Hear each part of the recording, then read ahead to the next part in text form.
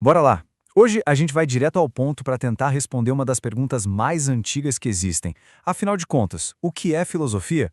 Para começar, vamos fugir daquela definição de dicionário, sabe? Em vez disso, a gente parte de uma pergunta. E não é qualquer pergunta, é essa aqui. De onde tudo vem?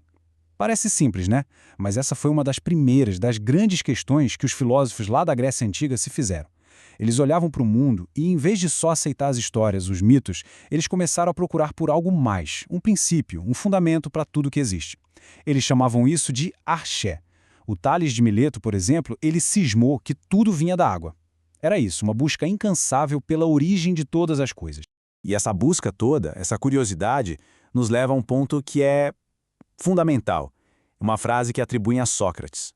A ideia de que a filosofia não é só para entender o universo lá fora, as estrelas, a natureza, mas também e talvez principalmente para entender o universo que a gente carrega aqui dentro. É isso. O ato de refletir, de olhar para a própria vida, é o que faz ela valer a pena. Certo. Então, vamos aprofundar um pouco mais nisso. Porque olha só, antes de ser uma matéria de escola ou uma pilha de livros difíceis, a filosofia é uma atitude. É um jeito de olhar para o mundo, sabe? E tudo começa no momento em que a gente para de engolir o óbvio como se fosse a única verdade. A primeira pista já está no próprio nome, né? Filosofia. Vem lá do grego philos, que é amor, e sofia, que é sabedoria. Então, literalmente, é o amor ao conhecimento. A sacada aqui é que não se trata de ter todas as respostas prontas, é sobre amar a busca por elas. Como diziam que Pitágoras falou, o filósofo não é o sábio, o dono da verdade, mas sim um amigo do saber, alguém que está sempre buscando. E o primeiro passo prático para entrar nessa vibe é justamente este: romper com o senso comum. Pensa bem, quantas coisas a gente faz ou acredita no piloto automático sem nem se perguntar o porquê? Pois é, a atitude filosófica é o exato oposto disso. É olhar para uma coisa super comum, do dia a dia, e mandar um "pera aí, por que isso é desse jeito mesmo?" Dá para a gente resumir essa atitude em, digamos, 3 passos básicos. O primeiro de todos é o espanto. É aquela capacidade de se maravilhar com as coisas, até com as mais banais, como se estivesse vendo pela primeira vez. E quando a gente se espanta, o que acontece? A gente começa a se perguntar. Aí vem o segundo passo, o questionamento.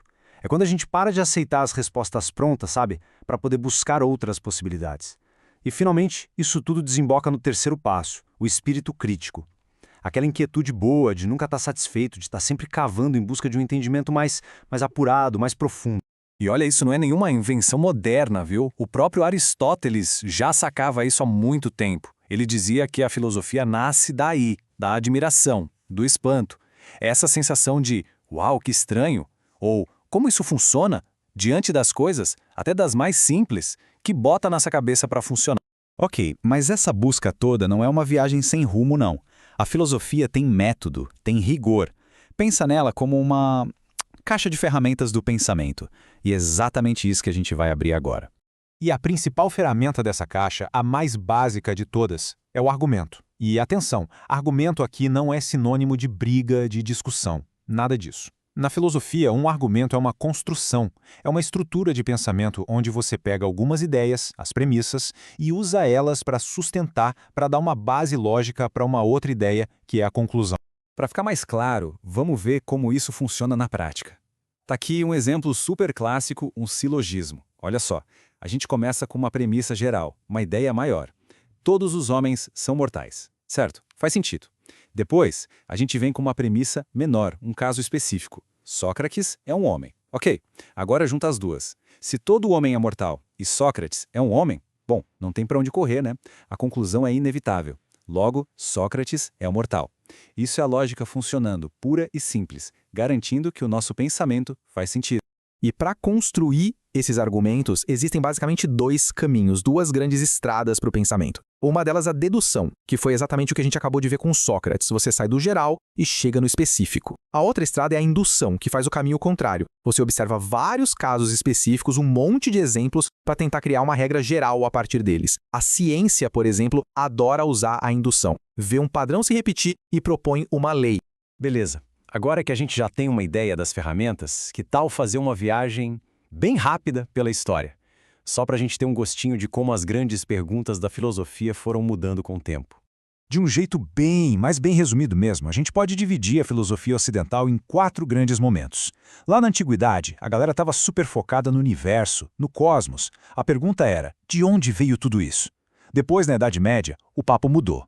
A grande questão passou a ser como conciliar a fé e a razão. Já na filosofia moderna, o ser humano e a sua capacidade de pensar, a razão, viraram o centro das atenções. E aí chegamos na fase contemporânea, que é basicamente a gente olhando para tudo isso que veio antes e questionando a modernidade, a linguagem, as relações de poder, o que significa existir. Para dar um exemplo da antiguidade, pega essa frase do Heráclito: tudo flui. 2 palavrinhas, mas cara, isso resume uma das maiores tretas filosóficas da época. O mundo tá sempre mudando ou existe alguma coisa que fica, que é permanente? É a briga entre a mudança e a permanência. Agora, vamos dar um pulo gigante para a Idade Moderna. Olha o que o Descartes diz. A filosofia é a que nos distingue dos selvagens e bárbaros. Pesado, né? Mas isso mostra bem o espírito daquele tempo.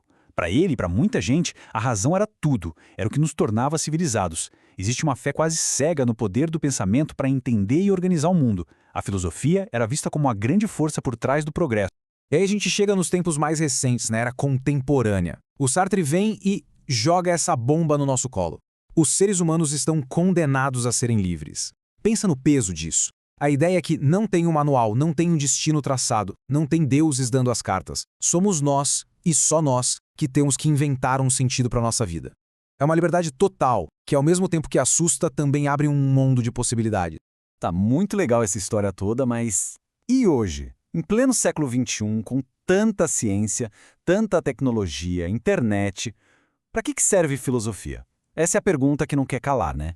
E a resposta, por incrível que pareça, é bem mais prática do que a gente imagina. Uma boa analogia é pensar na filosofia como se fosse o sistema operacional da nossa mente. Ela não é um aplicativo que faz uma coisa específica, não. Ela é a base que faz todos os outros aplicativos rodarem melhor. Ela melhora a nossa capacidade de processar qualquer informação, de pensar com mais clareza, com senso crítico e de encarar problemas que não têm resposta fácil.